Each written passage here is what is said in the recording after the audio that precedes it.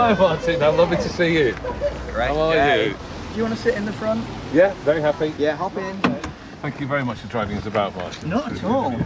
I mean, I was just driving in with Max and going, well, that used to be where the folk club was there. Well, let's go and see it. Let's go and see it. Yeah, that'd be great. We'll do a bit of that, and then we'll... Is the house where you were born and brought up still here? We'll go and do all that. Is there a blue plaque? Oh, yeah. Well, it's more sort of a grey plaque, to be honest. On a day like today. Today, yeah. It's raining and a bit dour, isn't it? It's Tutnois.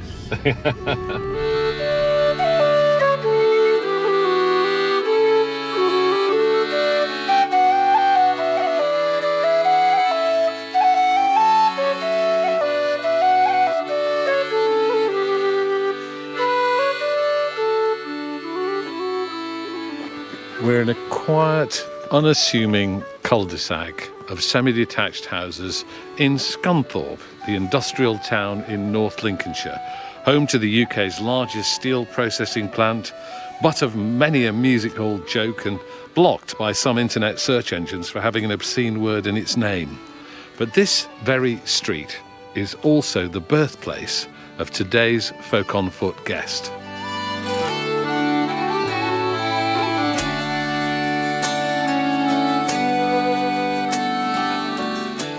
Martin Simpson has been a professional musician for more than 45 years. Some call him a national treasure. He's often to be found on the lists of the greatest guitarists of all time. He's been nominated for an amazing 31 Radio 2 Folk Awards and is almost a fixture in the Musician of the Year category. His repertoire ranges from old-time American blues through the English folk tradition to his own award-winning compositions. He's passionate about the natural world and constantly tweets his sightings of birds and animals as he travels the country. So Martin's going to show us where he was born, introduce us to his daughter Max, and take us on a walk in the woods on this edition of Folk on Foot.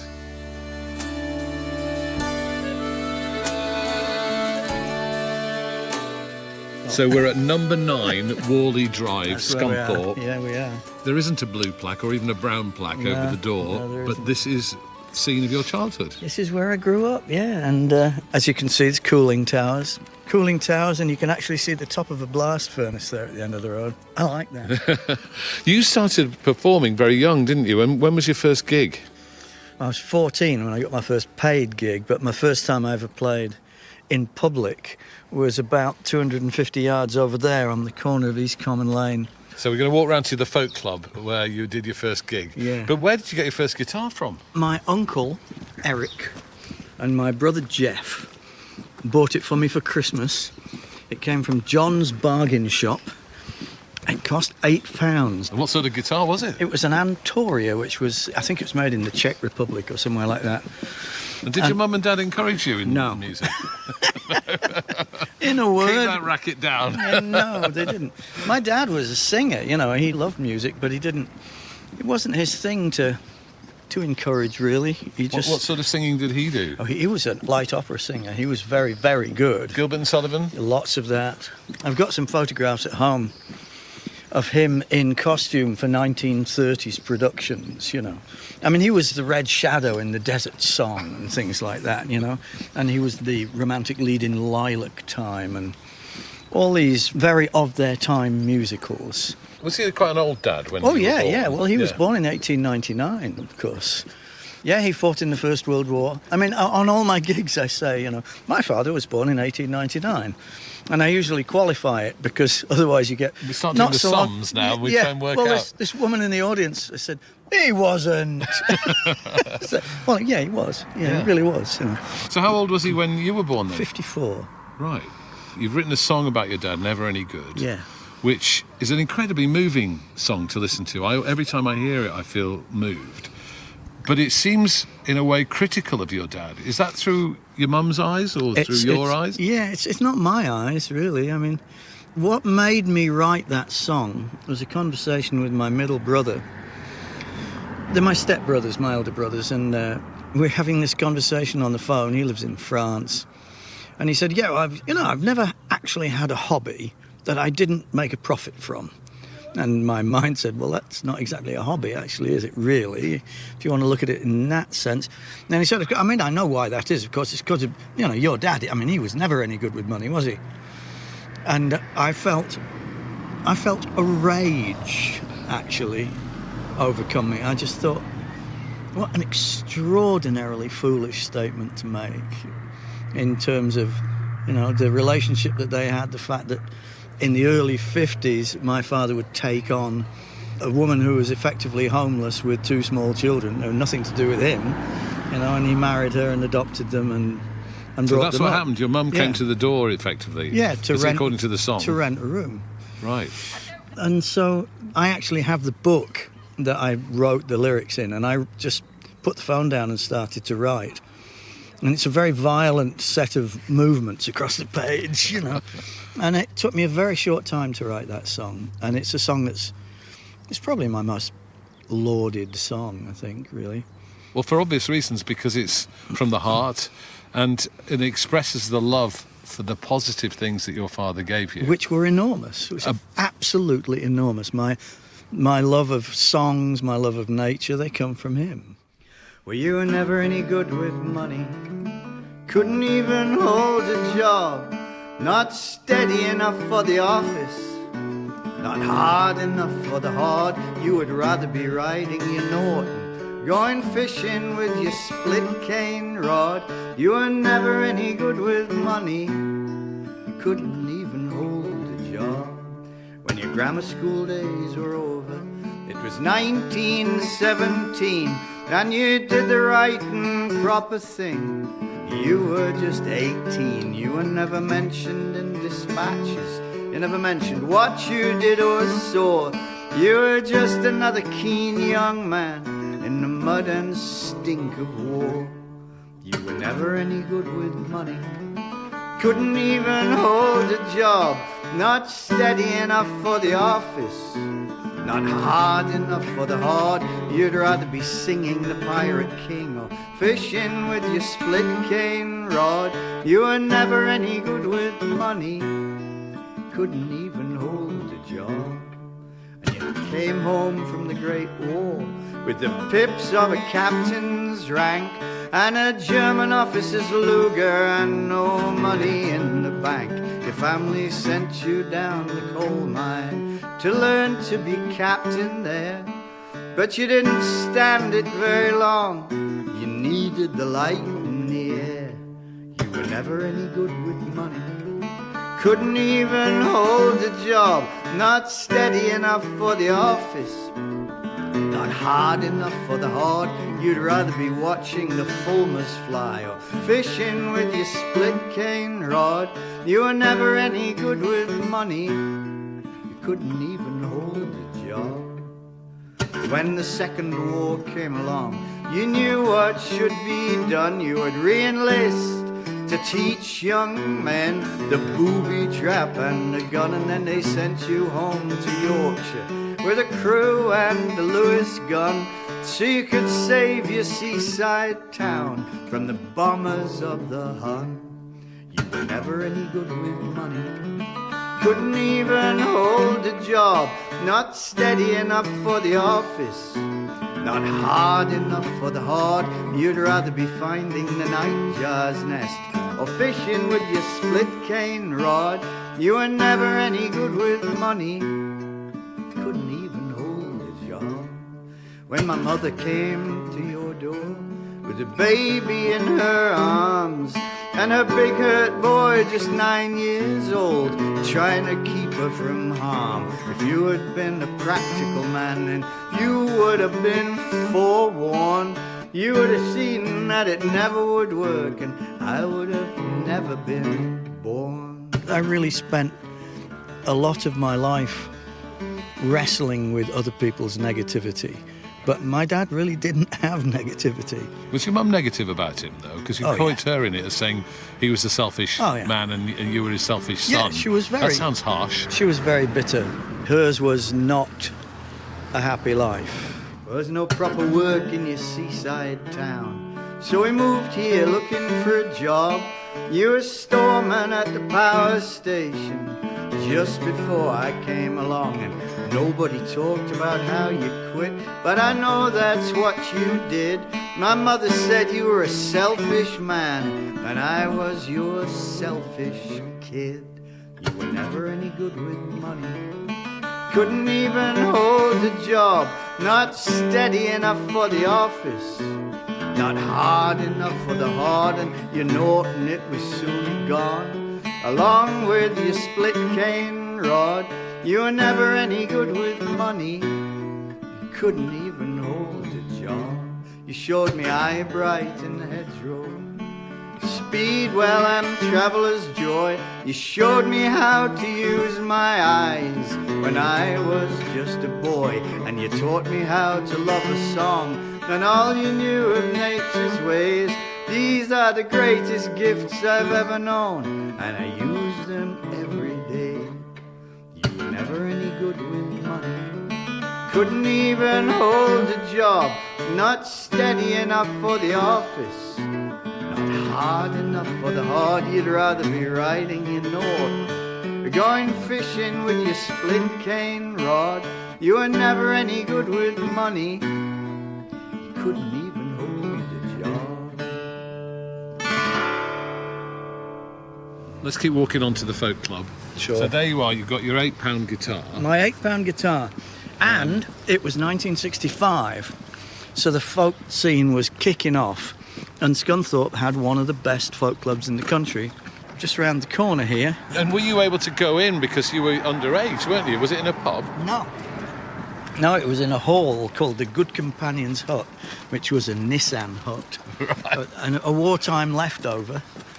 It's gone now, but the site's still very clear. You know, that's where it was from. And I was 12, and it was on a Tuesday night. I think it was sixpence to get in. You know, no alcohol or anything. It was cups of tea and that sort of thing. And what were you playing at that time? Well, I was listening to Bob Dylan and Joan Baez and Peter, Paul and Mary and things of that nature. And it never occurred to me to have any fear. So one of the first things I ever sang in public at the folk club was Mary Hamilton, which is a massive Scots ballad. 600 verses. About 600 verses and about 400 chords. So one of which was an F sharp minor, which I still wake up in the night screaming, thinking about how difficult F sharp minor is to play when you're 12. So I did the wise thing, I left it out. Just skipped over that bit. Skipped over that. Superfluous F sharp minor, who needs them? And I mean, I must have been absolutely sodding horrific in hindsight. How did it go down with the crowd? They were very sympathetic. Very, very sympathetic. And did you decide early on that this was a job you were going to do? Literally, I got the guitar on Christmas Day. By the end of Christmas afternoon, I knew that that's what I was going to do. And after my mother died, amongst the things I found and took home were all my school reports. My school reports were utterly brilliant until I was 12, and then they gradually went like that. The more into music I got, the less academia seemed to... He is making a downward gesture, ladies and gentlemen. A plummeting gesture. Yeah. But because you just cared about the music and nothing else. I knew that's what I was supposed to do. I mean, I really did. When I think back, and I talk to friends of mine, you know, who were around at that point, they'll go, we didn't know what you were doing. We could not understand how you could do the things that you were doing. You know, I mean, I went to see a blues package at the Manchester Free Trade Hall with a busload of mates, you know, and I was 15. They were leaving and they were going, where's Simpson? And Simpson was in the dressing room with T-Bone Walker and John Lee Hooker and Jimmy Reed and Big Joe Williams, you know. And they were going, how did he do that? And there was no question in my mind, but that's where I should be, is hanging out with these guys, you know. Where was the club? Just See over what here? that bungalow is? Yeah. That is the site of the Good Companions Hut. And did you start to see other players there? Yes, everybody came round because it was a really good club, and so I was able to literally sit at the feet of everybody that was working the folk scene at that point. So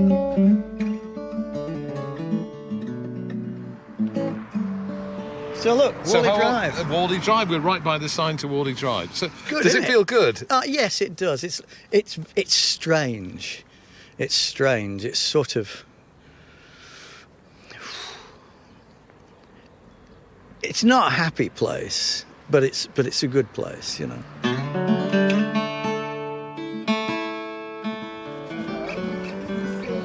Nice to be here. How are you? Dwayne and Amy doing really nicely in the house. Looking good. Have you? Yeah, he's got the key. Want to go in? Would you mind? I'd absolutely love to. Would you? Yeah. I don't think Dwayne would mind. I'm just going to go and get my daughter. Hang on a sec. Oh, how lovely. So have you lived here a long time? We've been in nearly 40 years. Wow. Yeah, we have 5 children, Gosh. which caused havoc in the cul-de-sac, especially with Mary. It's nice and quiet for them to play out here. Yeah, it was. But There she is. oh wow, she was about 2 or 3 years old last time I saw her. Chip off the old floor. Yeah. That's just so I'm telling tales on your grandma. I'm saying, Martin, you know, because we had 5. Yeah. And your mum would come out to the gate and say, clear off round your own end. And they'd say, well, but we only live next door but one. Then she'd come round and tell me that the kids need to be in the garden. She was grumpy. Well, I mean, I know I'm not telling tales out of school because I knew you would agree. Yeah, no. So how is life treating you? Are you still as busy? Oh, yeah, it's great. Yeah, the songs. We love the family ones more than anything. Yeah, well, Max will be singing on the new one, won't you? Yeah. Wow. Yeah, That's lovely. it is lovely. Shall we go and have a quick look in the garden? Is that all right? Definitely, yeah. It was so important to me. You can see there's a garage. That's the garage for our house, and next to it, there used to be one of those asbestos-sided garages, and there was a big hole in it, which I think my brother made by kicking a football at it, to be honest. And I used to get through the hole, and underneath the workbenches in there was a pile of maps. And I used to get these maps out and go on imaginary journeys on the maps. And so, maps. Maps. Maps and walking, in fact. Yes. I was a child of empire, my garden was my battlefield, my apple trees my jungle, and all mine to explore. I would crawl into my cave, through the neighbour's garage wall, and sit and ponder old maps when I was very small. Right, well, this is doing my head in completely. Yeah, that hasn't changed a bit. The garage wall. Yeah, and the thing that's most amazing is that apple tree is still there, because that was my jungle. So did you used to climb up the apple tree? I spent days in that apple tree. Hiding from your mother. Yeah. Yeah. She a Yeah. tough cookie. She was hard, yeah. It's fair to say. And did she live here till the end of her life? She did, yeah. Yeah. With the help of Dawn and Harry and Joyce up the street, you know, just proper neighbours like neighbours should be. Did she ever come and see you play live? Oh, yeah. What did she make of it? Often. Well, she got to the point where she was actually very proud of me because I got reviewed in the Telegraph. Ah, Yeah, that's when she knew you'd made it. Yeah, her newspaper, you know, the Daily Telegraph. Oh, yes, yes, quite. But she was very, very cantankerous on gigs. You never knew when she was going to really blow it, you know. Because it was the folk clubs, you know, and you get floor singers, and some of them made some pretty funny noises, and you knew to be polite, you know. Well, my mother didn't. She gave a strict critical appraisal, did she? Oh, God. And I'd be dying, you know. And she'd be going, well, I think this is awful. Why does he think he can sing?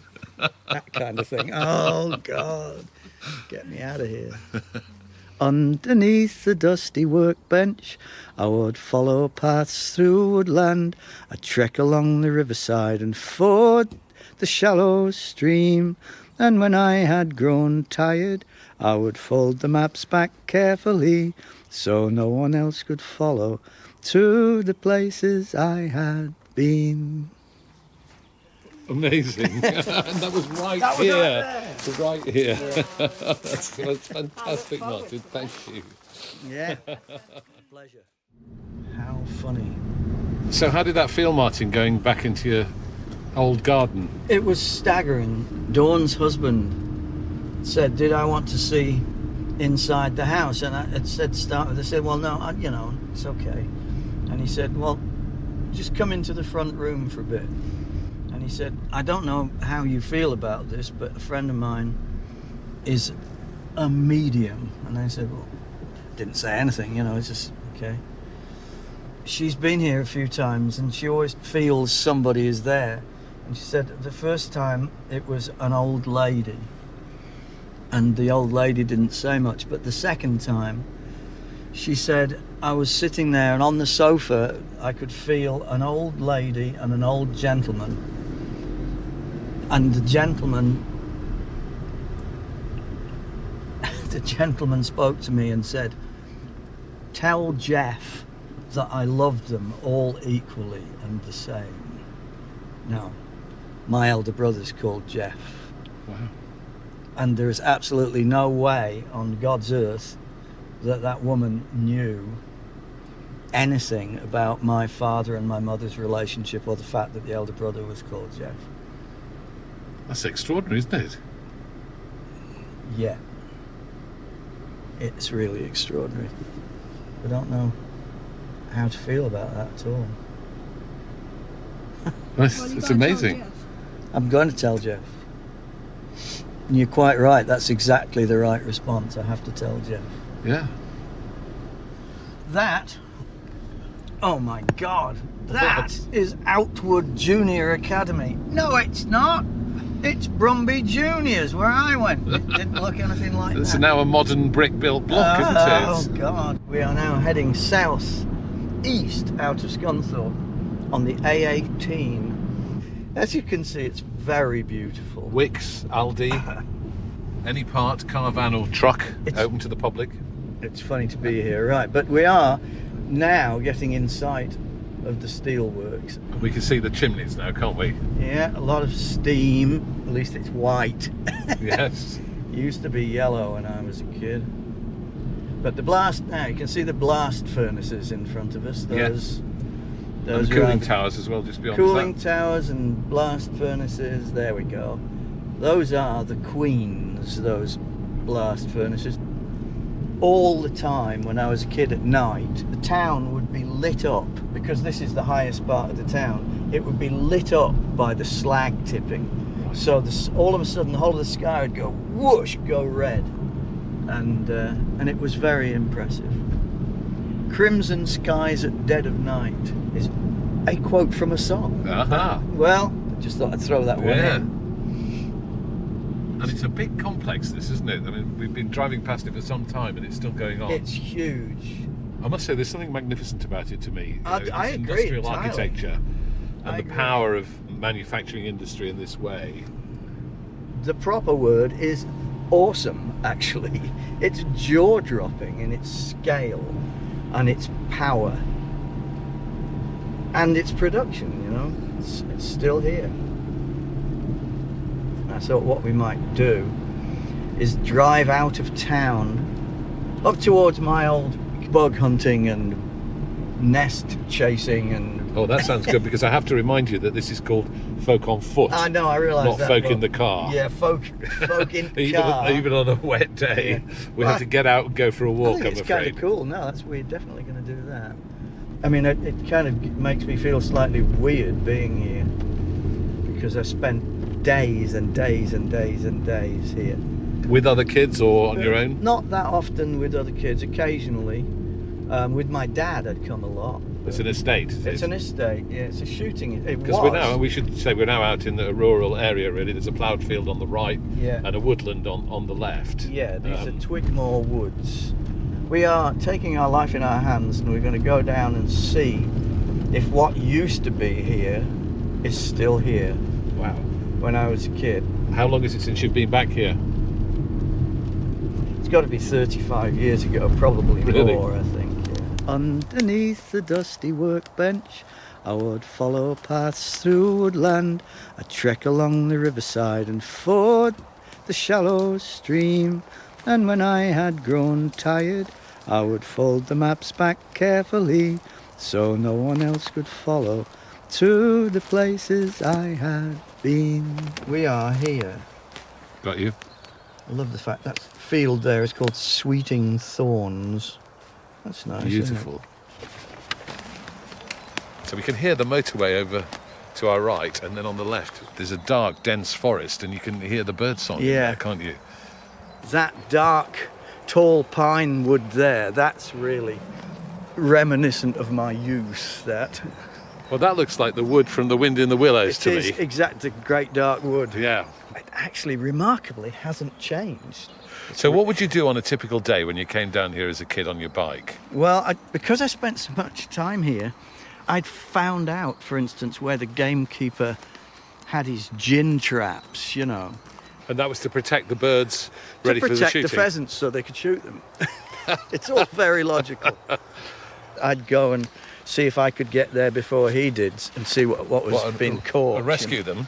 Well, alas, you can't rescue anything from a gin trap because it just kills things. But it's kind of scary, you know, because the big dog's barking, and my father took me there because my father was very good at getting on with anybody, really. This kind of a strange, sort of oddly comfortable military man, you know. He was the kind of person that you'd walk by an old-fashioned department store and they'd have a regimental sergeant major standing outside who was the doorman, you know. Yes. And he would see my father coming and salute. He was that kind of man, which was really... Because your father had been in the military, Yes, hadn't he was a major in the Second World War, and he didn't talk about it. It wasn't a thing, but it had deeply marked him, you know. But he was also the person who found it totally comfortable to come to a place like this and strike up a conversation with the gamekeeper, you know. We went down there one day and he gave us access to his gibbet, which is where he hung up everything that he'd killed. And it was absolutely shocking in hindsight. I mean, what did you see? Well, it was covered in everything, stoats and weasels, what was left of a badger. There were foxes, buzzards, there were crows, there were jays, magpies, a great black-backed gull on this particular occasion, and just all hanging up there, drying out, decaying.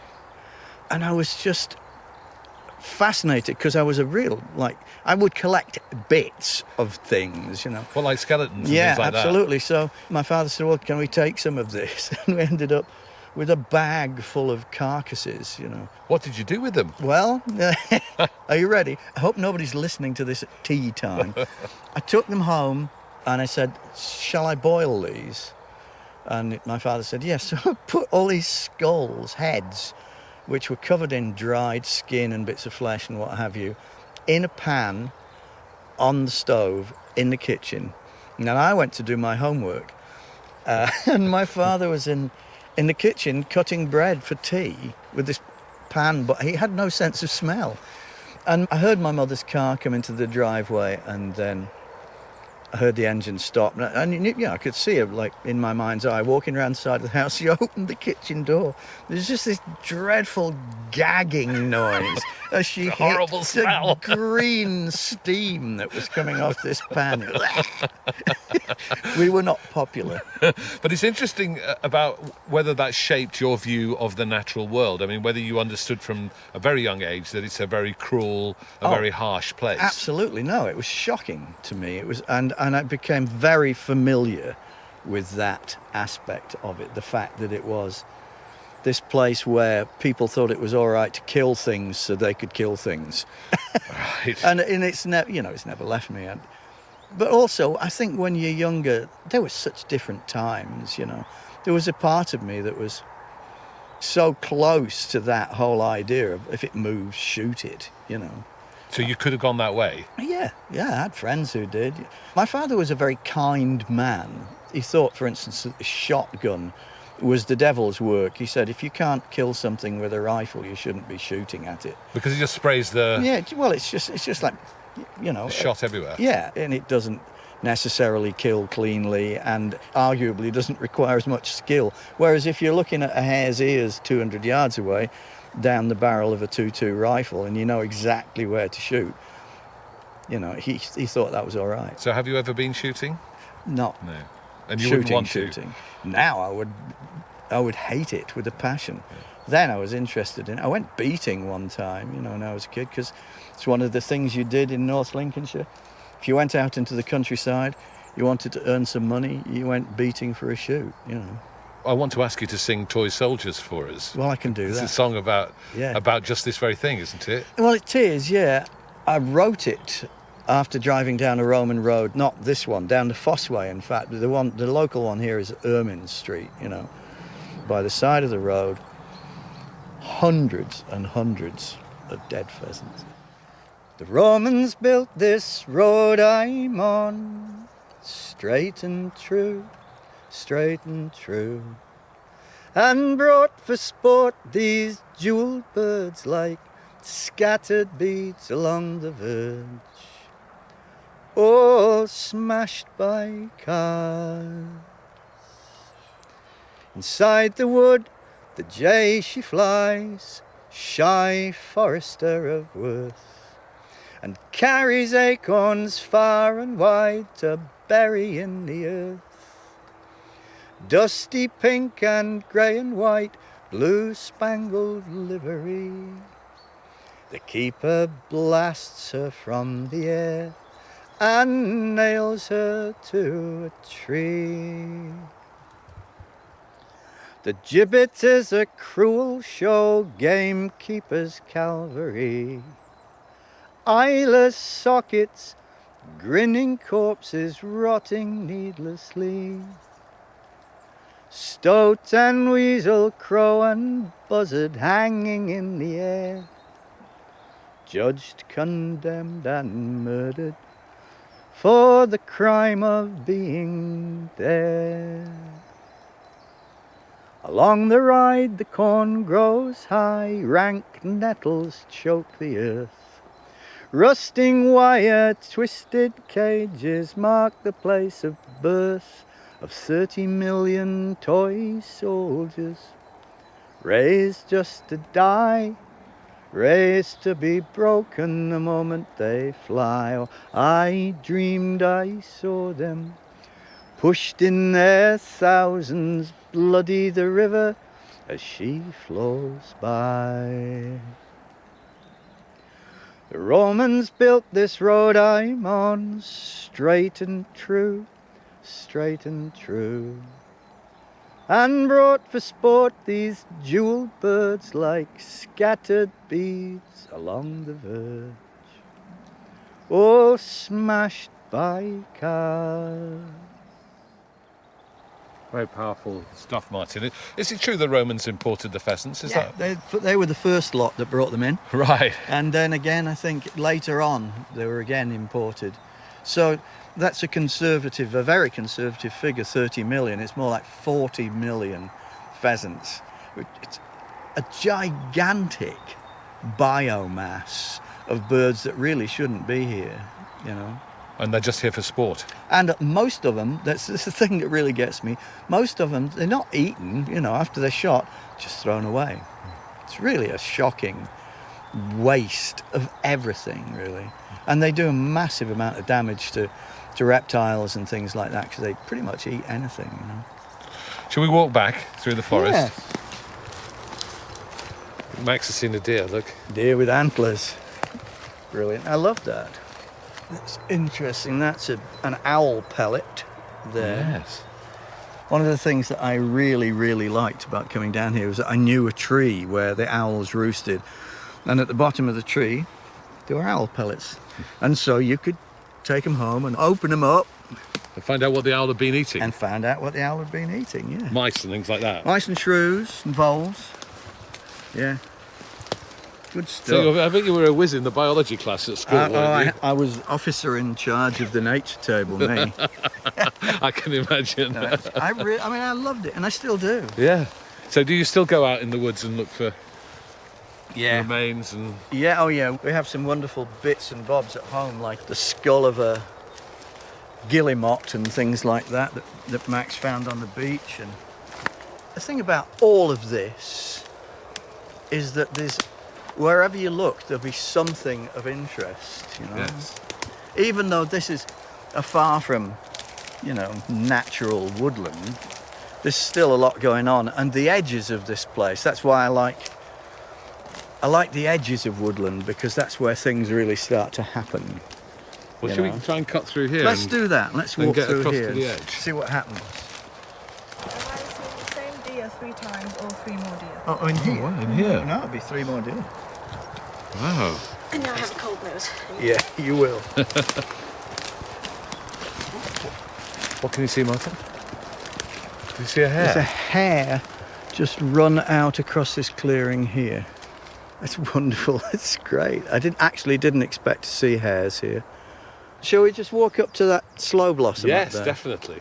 So was it your dad who said to you, this is how you recognise these plants, this is how you recognise this species? He just talked very quietly. He'd go, the whole time and point things out. And so, yes, it just became a habit to look and to listen. I mean, I think in terms of my mental health, natural history has saved my life, So have there been times when you've been really down and escaped into nature? Many times when you just, I think every day you have the capacity to be depressed, I think, in the world that we inhabit. And to get out into the countryside and to use your eyes and to use your ears, it lifts you, it gives you the sense that actually life is worth living, I mean, really, it really is completely encouraging to me to do something like this.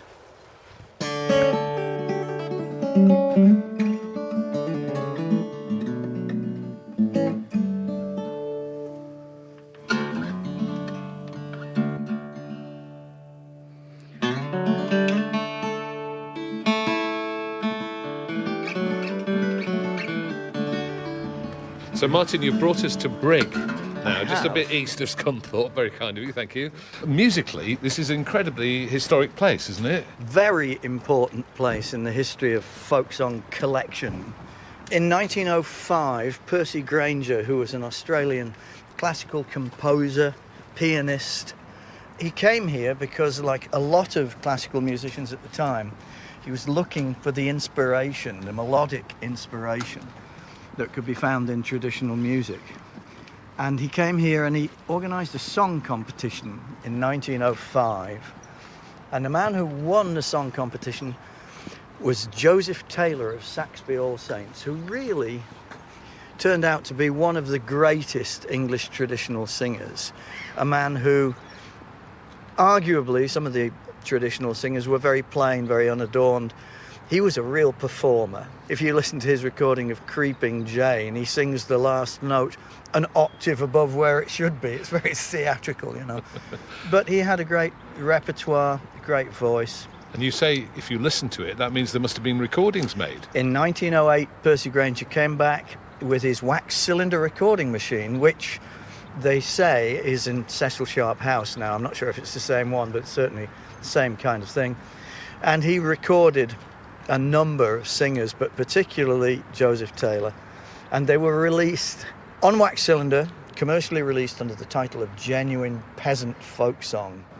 It was on the 5th of August, the weather hot and fair, unto Brigg Fair I did repair, for love I was inclined.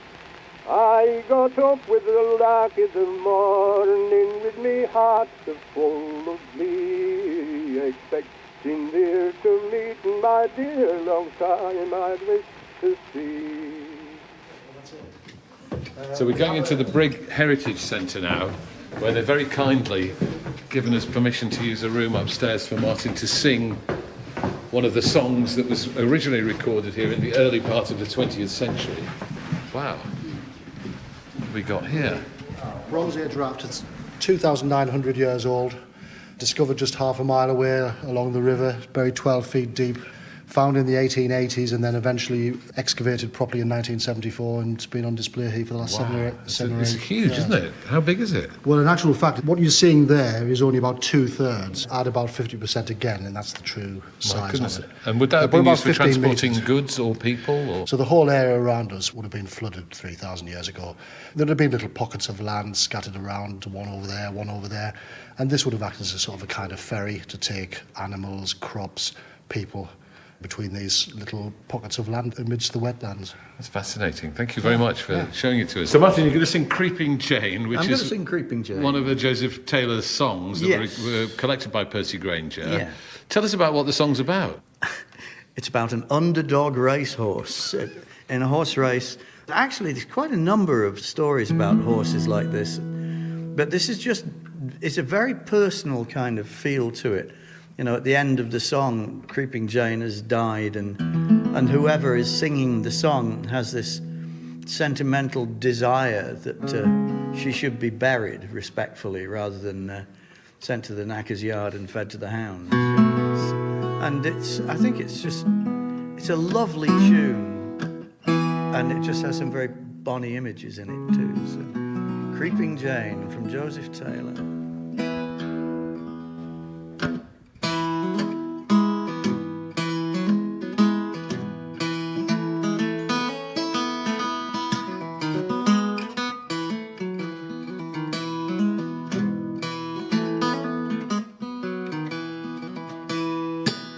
I'll sing you a song, and a very pretty one, concerning Creeping Jane. Oh, for she never saw a man or a gelding in her life that she valued at the worth of half a pin. All the day, the diddle, all the day, do. For she never saw a mare nor a gelding in her life that she valued at the worth of half a pin. All the day. And when Creeping Jane to the race course came, the gentlemen they viewed her all around. Oh, and all they had to say concerning little Jane, she's not able for to gallop o'er the ground. All the day, the diddle, all the day, do. And all they had to say concerning little Jane, she's not able for to gallop o'er the ground. All the day. You've got the leaflet which mentions Yeah, Creeping this- Jane. yeah, it's here. And there's a poster for a musical competition reproduced. Oh, I shall have to take a And copy then, of you, that. and Yeah. then you can see that Percy Granger is very much involved. He's in the middle of the poster here, and this is in the Exchange Hall in Brigg, Yeah. 1906, Which Monday, would, have May been, the 7th. which would have been out of the back of this building that we're in now. That's great. Literally where the car park is, at the rear of this now. Does it feel good to be singing it here, Martin? It's wonderful. I love this. I mean, it's just tying up loose ends, isn't it, really? When they come to the 3-mile post, Creeping Janie was so blithe and smart, oh, and then she lifted up a little lily white hoof, and she flew past them all like a dart. All the day, the diddle, all the day, oh, and then she lifted up a little lily white hoof, and she flew past them all like a dart. All the day, oh, Creeping Janie, the race is won, and she scarcely sweat one drop, oh, and she's able to gallop the ground o'er again, and the others is not able for to trot. All the day, the diddle, all the day, do, and she's able to gallop the ground o'er again, and the others is not able for to trot. All the day, oh, Creeping Jane is dead and gone, and her body lies upon the cold ground.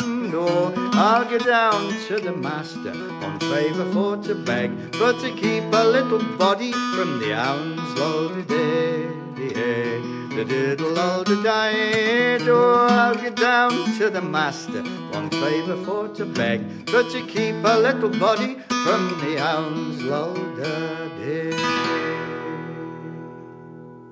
So, Martin, I want to talk to you about going to America. Because Yeah. for 12 years, I think.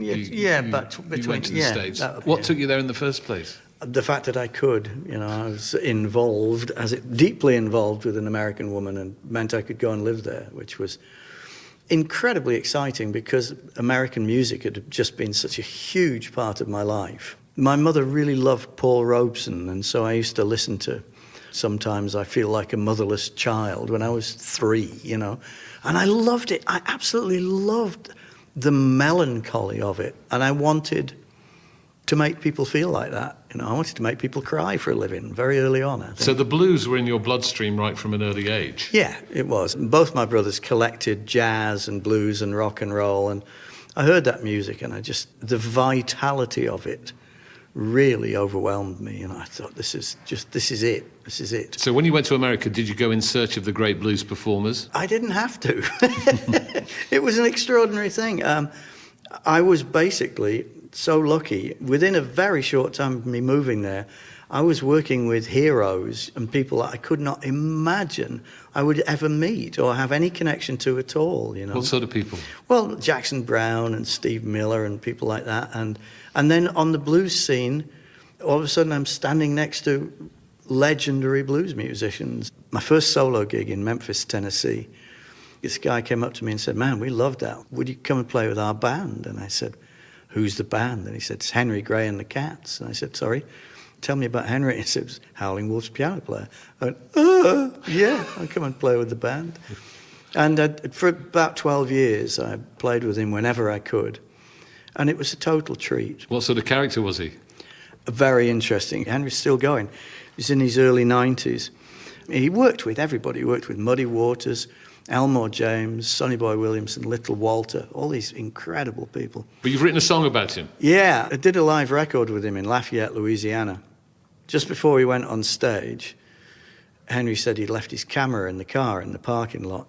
He was in his early 80s by then, and he was a little fella. He wasn't a big guy at all. So I said, "Well, Henry, I'll come with you." I was thinking I'll look after him in case he needs it. He smiled at me, and as soon as we got out the back door, he put his hand in his back pocket, and he pulled out his little .32 caliber pistol. And he said to me, "I always carries my piece, you understand. I don't want to hurt nobody, but I ain't going to stand for no ass whooping." Oh, what a great one. I ain't going to stand for no ass whooping. Yeah, and I determined I was going to get that in the song. So it's one of my proudest moments in writing. Boy, Henry Gray and Zach the Cat, they sat on the sofa all day long, watching Mississippi burn all day long. Mississippi burning all day long. Now, I never saw such a thing in my life, a 32 bullet and a Barlow knife. Lying in the sofa, there's a big Barlow knife. There was a 32 bullet and a Barlow knife. Henry Gray and Zach the Cat in the university dining hall, looking at a mule collar hanging on the wall, talking about a mule collar hanging on the wall. Henry was very funny. The first time I ever played on stage with him, I didn't even have an electric guitar. I had to borrow one. I was just getting my levels sorted out, and rehearsal meant going bang and playing the song. So there wasn't really any rehearsal, but he launched into this song, and I hit a few notes with the electric slide guitar, and he stopped playing, and he leaned right into the microphone, and he said, "Don't you ever get above me, boy." And Henry Gray says to me, "You got your black and blue runner and your stingaree." Henry Gray, he says to me, he says, "All them snakes, man, they're out to get me."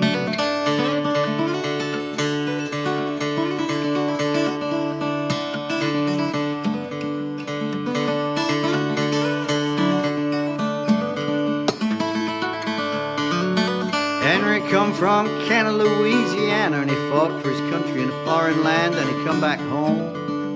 And what do you know? He's gonna play the piano in Chicago. I got my little 32 in my waistband, don't wanna hurt nobody, but ain't gonna stand for no ass whooping. Ain't gonna stand. I don't wanna hurt nobody, but ain't gonna stand for no ass whooping.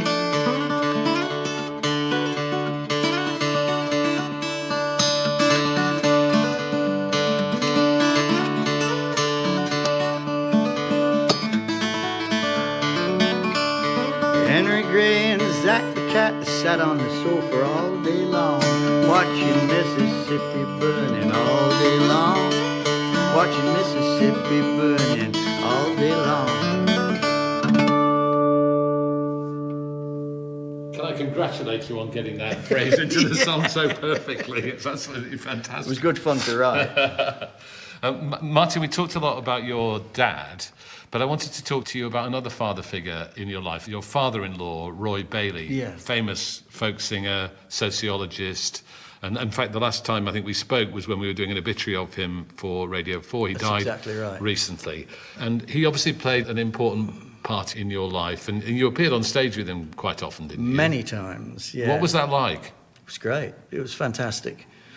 Roy was one of the best singers and performers that the folk scene's ever produced. Just as a singer, he was peerless, really. I mean, he opened his mouth. He never had to practice. He just opened his mouth and sang like a bird, you know. And I wonder if during his last illness you were able to share music with him still. Oh, yeah. Yeah, I mean, I sat in the hospice, I sat by his bed a lot and played for him, you know. And it was very, very, very lovely to be able to do that. And he did blow me to bits when he just, you know, came out of unconsciousness and sang the last verse of one particular song just from nowhere. He just sang this verse and almost finished me off. An incredibly moving moment. It was extraordinary. What was the song? A song called More Than Enough. Why was that an important song to him? Because it's a very true song. It's a song that describes what goes on in the world, but also the last verse of it, which he woke up and sang, is consider how little of life that we know. We bring nothing, take nothing, pass through and go. We're all of us poor when it comes to the night, in need of the darkness, in need of the light. If we'd learn to want less and love more, there'd be enough for us all, for there's more than enough for us all. What an incredible moment that must have been. As I said, I was so focused on Roy that it wasn't until I actually looked up I realised that a dear friend of his, Steve Heap, had walked in and was standing there and with tears streaming down his face, you know.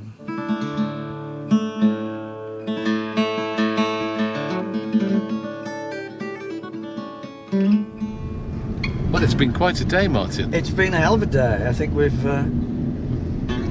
discovered some things today. When I was a kid, you used to go over this bridge and there'd be a steam train would go underneath it and the entire bridge would just disappear, wreathed in smoke and steam. Thank you very much, Martin. Oh, what a total pleasure. Thank you, Max, for coming with us too. Yeah. Martin Simpson in Scunthorpe. Well, if you've enjoyed this episode, please subscribe or follow us to make sure you get all our episodes just as soon as they're launched. And please rate and review us so others can find us. If you'd like to make a small monthly donation to help us produce more wonderful episodes, you can become a patron by going to folkonfoot.com and clicking on Support Us. We'd really appreciate it if you did. There are 5 other episodes in Season 3 of Folk on Foot, featuring the Unthanks on the Northumberland coast, the Lost Words Spell Songs with Jackie Morris and Beth Porter in Pembrokeshire, John Smith in Brixham, Lisa Knapp in Tooting, and Duncan Chisholm at Sandwood Bay. And the 12 episodes of Seasons 1 and 2, featuring more amazing artists, are still there if you haven't heard them yet. To keep up with the latest information, you can sign up for our newsletter at folkonfoot.com or follow us on Twitter, Facebook and Instagram with the handle @folkonfoot. We hope you enjoy listening to Folk on Foot just as much as we love making it.